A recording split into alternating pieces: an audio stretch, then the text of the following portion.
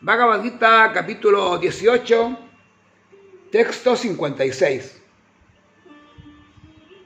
Aunque mi devoto puro esté dedicado a toda clase de actividades, bajo mi protección y por mi gracia, él llega a la morada eterna e imperecedera.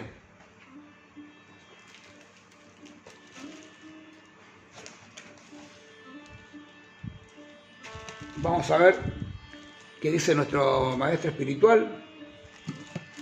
Dice: bajo la protección del Señor Supremo es estar libre de la contaminación material.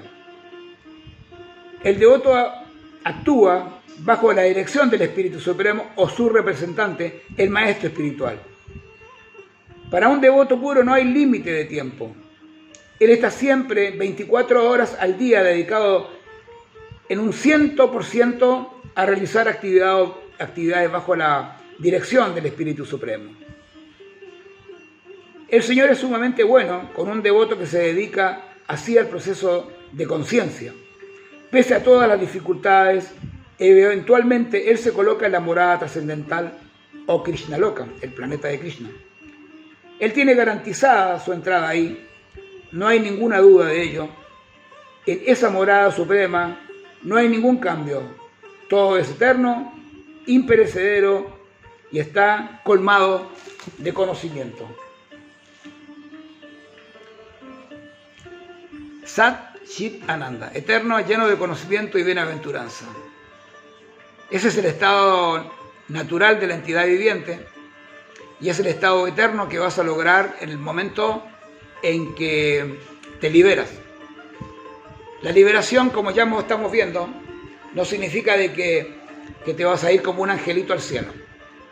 La liberación es cuando te das cuenta de que en realidad tú eres un alma espiritual y que lo único importante que puedes hacer en esta vida es vivir en estado de conciencia, que todo lo demás es lo que se llama una ilusión, o maya, se llama también en sánscrito.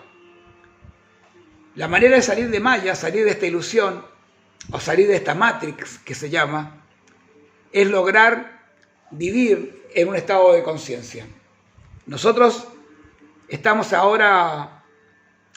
enredados en el mundo material y nos cuesta poder entender muchas cosas y nos cuesta desapegarnos de muchas cosas.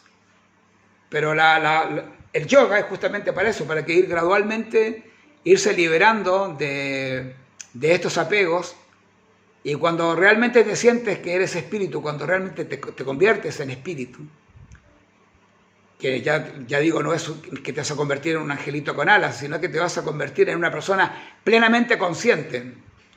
Y ese estado de conciencia te va a llevar a la felicidad, porque vas a lograr verte en un estado de espiritualidad y en contacto con el Espíritu Supremo.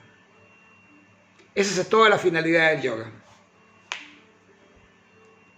Aquí Krishna nos está entregando el resumen de todo este libro de enseñanzas, para que de a poco entendamos cuál va a ser la verdadera renunciación el día que nos demos cuenta que no somos este cuerpo material, que somos almas espirituales. Ya, continuamos. Hare Krishna. Namaste.